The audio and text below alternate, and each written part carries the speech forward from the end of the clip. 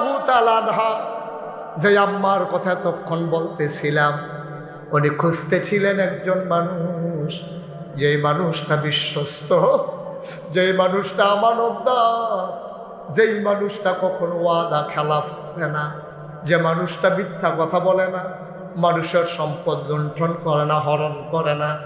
মক্কার সবাই মিলে এক বাক্যে রায় দিল, একটাই মানুষ। ওই জায়গায় আপনি কোনো বুঝতে পারলেন না, কারণটা কি গো আম্মা? আজকে একটু কথা শুনে যাও। আল্লাহ নবী সালাম দিয়ে দিলেন, খাদিজা তোমারে সালাম দিছে আল্লাহ এবং জিবরাইল, তার একটা সুসংবাদও দিছে।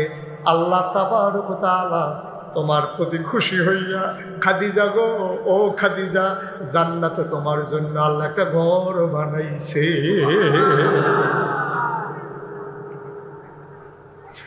ও মুসলমান, এত সুসংবাদ পাওয়ার পরেও আম্মাজার খাদিজার চোখের পানি শুকায় না। খুব খেয়াল করে শুনো রে ভাই, মুশতাক ফৈজা খানে প্রতিদিন আসবে না। আমি কালকেও মাহফিল করব যদি আল্লাহ বাঁচাই রাখে। 27 সাল পর্যন্ত একাধারে মাহফিল দেওয়া আছে। আজকে তোমরা না করলেও, আজকে আমার ওয়াজ এখানে না করলেও সমস্যা নাই, কিন্তু তোমাদের বড়ই সমস্যা, আবার 1 বছরের আগে আর মাহফিল আসবে না, ঠিক কিনা? আমার জন্য কোনো সমস্যা নেই, আমরা সবাই যদি চলে যান আমিও চলে যাব, কিন্তু একটা টুকু দয়া করে উঠেন না, আমরা মজার কথায় চলে আসছি। আসল এই যে ভাই, একটু বসেন, একটু বসেন, এখন আর উঠা যাবে না, একটু বসেন সবাই। কোন আমিন, জোরে কোন, আরো জোরে। এখন যেই মহিলাটা দুনিয়া থাকতে জান্নাতের সুসংবাদ পাইল, ওনার কি কোনো চিন্তা আছে? না, কথা না, চিন্তা আছে? চিন্তা না থাকার পরে উনি কান্দে গিরে, বয়ে বয়ে কান্দে। নবীজি গিয়া কয়, খাদিজা কান্দো কেন? আবার আম্মাজান খাদিজা ডাক দিয়া কয়, নবী গো, আমার কবরের কথা বড় বেশি মনে পড়ে। আমি শুনেছি উসমান রাদিয়াল্লাহু তাআলা আনহু কবর দেখলে নাকি উনি কাঁদতে কাঁদতে বেহুশ হয়ে যেতেন। আমারও বড় ভয় লাগে, এই কবরে গেলে আমি কেমনে থাকবো, আমার বড় টেনশন। আল্লাহর নবী কই, কোনটা তুমি চিন্তা করো? কয়, ওই কবরের ভিতরে নাকি 3টা প্রশ্ন করা হবে, যে আটকে যাবে তার নাকি বিপদ আর বিপদ। নবী গো, আমার বড় ভয়।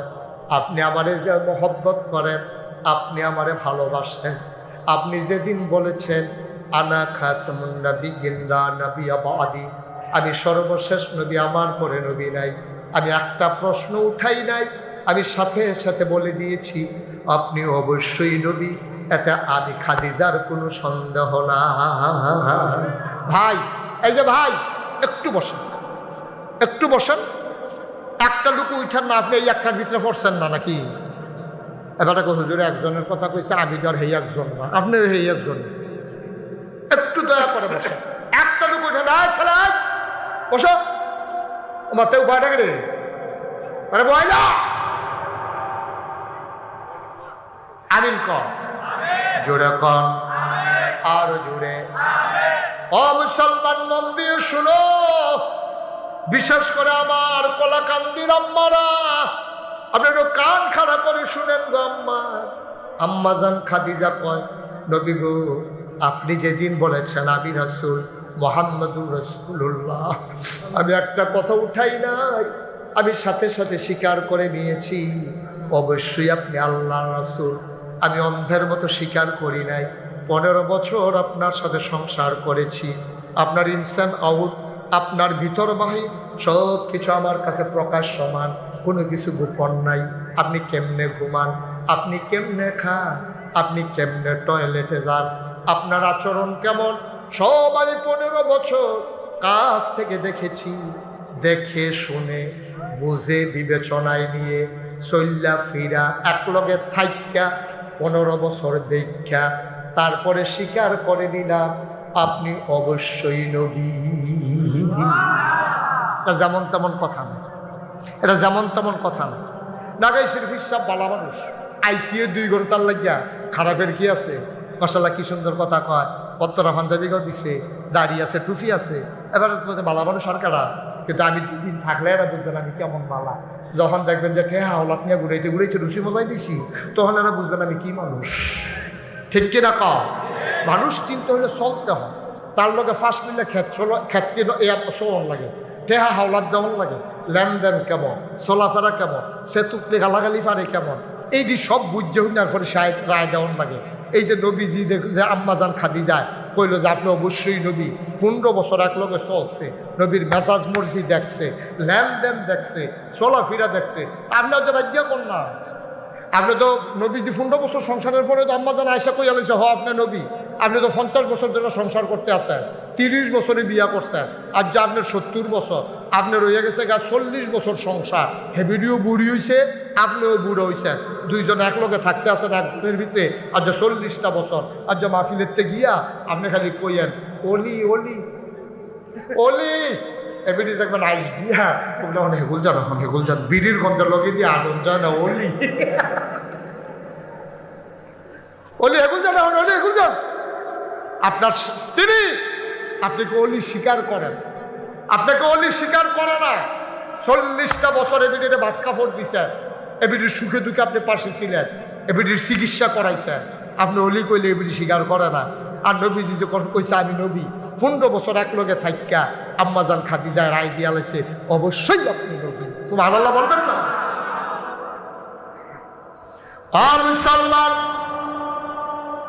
মুশতাক ফয়জি যদি কোনোদিন না আসে, কোনোদিন যদি তোমাদেরকে না ডাকে, মনে রাখবা আমি এসেছিলাম, মনে রাখবা কথা কয়টা বলে গেলাম।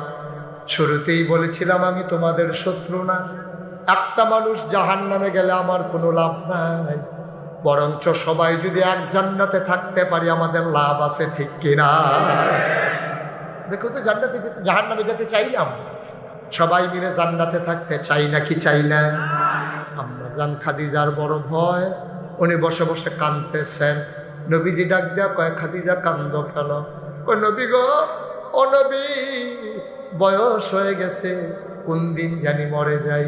সবচেয়ে বড় ডর হইল কবর লইয়া। আপনি তো কইছেন কবর হইল প্রথম ঠিকানা, এটার ভিতরে যদি কেউ ফার ফাইয়া লায় তার একটা মোটামুটি সম্ভাবনা আছে, বাকি গাড়িটিওতে বোধহয় ফার হইতে পারবো। প্রথম গাড়িটা যদি ধরা খাইয়া লাই তাইলে আমি জনমের মতো ধরা খাইয়া গেলাম। এই কথা চিন্তা করে করে উসমান রাদিয়াল্লাহু তাআলা আনহু, ইসলামের তৃতীয় খলিফা, যিনি যখন কবরের কাছ দিয়ে হাঁটতেন হাউ মাউ করে কাঁদতেন, তিনি হাউ মাউ করে কাঁদতেন। মানুষ জিজ্ঞেস করতো ভাই আপনি কবর দেখলেন না, কাঁদেন কেন?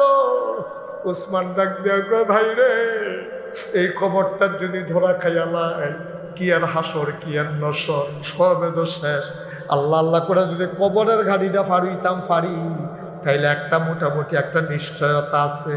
আম্মাজান খাদিজা কয় আমারও তো কবরটা লইয়া ডর, ফেরেস্তায় বিলাইয়া বয়াইব টান দিয়া 3টা প্রশ্ন বিলে করব। মান রাব্বুকা ওয়ামা দীনুকা মান নবিয়ুকা, তোমার নবীকে, তোমার আল্লাহকে, তোমার রবকে, তোমার দিন কি? আমার যে জিগাইব আমি কিতা কইতাম? আমি নি শরীরটা কাপ দিয়ালাই, আমি নি ডরাইলাই, আমার বড় টেনশন লাগে গো নবী। আপনার কাছে জীবনে কিচ্ছু চাইছি না, আপনার কাছে কোনোদিন নাকের একটা ফুল চাই নাই, কোনোদিন গলার একটা মালা চাই নাই, হাতের একটা মালা চাই নাই, না কানের 2টা দুল চাই নাই, বেনারসি কাঁথান চাই নাই, মজার খাবার চাই নাই, কোনো কিচ্ছু চাই নাই গো নবী। আজকে একটা জিনিস চাই, আমি যখন কবরে শুয়ে যাব, আমারে যখন কবরে শোয়াবে সবাই চলে যাক, আপনি আমারে ফালাইয়া যাইয়েন না। সবাই কাফন পরাইয়া কবরে দাফন কইরা সবাই চলে যাক গো নবী, দয়া করে আপনি যাইয়েন না, আমার বড় ভয় কবরে না জানি কি হয়, দয়া করে আপনি একটু যাই থেকে। আপনারা তো আল্লাহ অনেক কিছু জানায়, আপনারা অনেক কিছু দেখায়। যখন কবরে ফেরেশতা আইব, আমার যখন জিগাইব মান রাব্বুকা, আমার যদি শরীরটা কাঁপ দিয়ালায়, আমি যদি জবাব দিতে না পারি, আপনি আমার পক্ষ থেকে বললেন খাদিজা, ও খাদিজা তুমি বলে দাও রাব্বি আল্লাহ, আমার রব আল্লাহ, এটা তুমি একটু কইয়া দাও, আমি যেন আপনার কথা শুই না বলতে পারি। আপনি আমার কবরে ফালাইয়া যাইয়েন না, আমি আমার সবগুলো সম্পদ বিয়ার পর আপনার হাতে উঠাই দিছি গো নবী। আমি একটা প্রশ্ন করি না, আপনার যেমনে মন দায় ধরে আপনি খরচ করছেন, কোনো অভাবী মানুষকে আপনি খালি হাতে ফিরাই দেন নাই, আত্মীয়তার সম্পর্ক আপনি ছিন্ন করেন নাই, কোনোদিন ওয়াদা খেলাফ করেন নাই, কোনোদিন আপনি আমানতের খেয়ানত করেন নাই গো নবী। আপনার কাছে আমি চাই, আপনার কাছে আমি চাই, আপনি কবরের পাশে দাঁড়াইয়া আমার প্রশ্নগুলোর জবাব আপনি দিয়ে দিবেন ইয়া রাসূলুল্লাহ। নবীজি কান্দার কয় খাদিজা আর কান্দো না, আমার তো কিচ্ছু ছিল না, মাথার উপর একটা সামিয়ানা ছিল না, বলতে গেলে পায়ের তলে মাটি ছিল না। 6 বছর বয়সে আম্মা হারাইছি, জন্মের আগে আম্মা হারাইছি, 9 বছর বয়সে আমি আমার দাদারে হারাইছি। আমি যখন দাদারে হারাইয়া খেজুর গাছের নিচে দাঁড়াইয়া দাঁড়াইয়া কাঁদতেছিলাম, আমার চাচা আবু তালেব আমার হাত ধরছে, টানতে টানতে ঘর লইয়া গেছে। গিয়াসের আবু তালেবের স্ত্রীর নাম ছিল ফাতেমা। ডাক দিয়া কয়, ফাতেমা কই গেলা? আমি এখানে আছি। কয় তার চিনছনি? কয় মোহাম্মদ ভাই সাহেবের ফুতে না? কয় এই আবদুল্লাহ ভাইয়ের ফুতে না? কহ আমরা আবদুল্লাহ ভাই সাহেবের ফুতে, তোমার বোন আমেনার ছেলে মোহাম্মদ রামটা ঘর লইয়াইছি। কই কি অবস্থা? কাহালির ফাতেমা, ওই আলীর বউয়ের নাম ফাতেমা। ডাক দেয়া তো ফাতেমা গো, আমি তারে আনছি, তার আব্বাও নাই, তার আম্মাও নাই, দাদার কাছে আসছিল, দাদাও নাই, তে যাইব কো? আমার না হইলে ফোলা মাইয়া বেশি সামর্থ্য, না হইলে কম, আমার টেহা পয়সা নাই, তবে তুমি যদি গ্যারান্টি দাও আমি মোহাম্মদরা আমার ঘরও রাখতাম চাই, তবে একটা শর্ত আছে, মোহাম্মদ যে আমার ঘরও থাকবো, তে যেন না বুঝে শাশির কাছে আছে, তে যেন বুঝে তার মার কাছে আছে। যখনই ঘরে রান্না হবে আমার সব ফলামাইয়ার আগে আমার আবদার, তুমি আগে মোহাম্মদরে খাওয়াইবা, তারপরে আমার বাচ্চা কাচ্চারে খাওয়াইবা।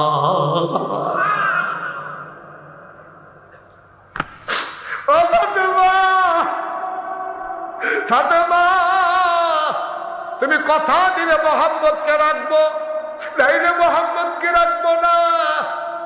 নবীর শাশি আবু তালেবের স্ত্রী, ছেলেটার একটু বসাই দেন তো, বসো। আপনার প্রশ্নের জিম্মাদারি, খাদিজার প্রশ্নের জিম্মাদারি স্বয়ং আল্লাহ নিয়ে নিয়েছেন।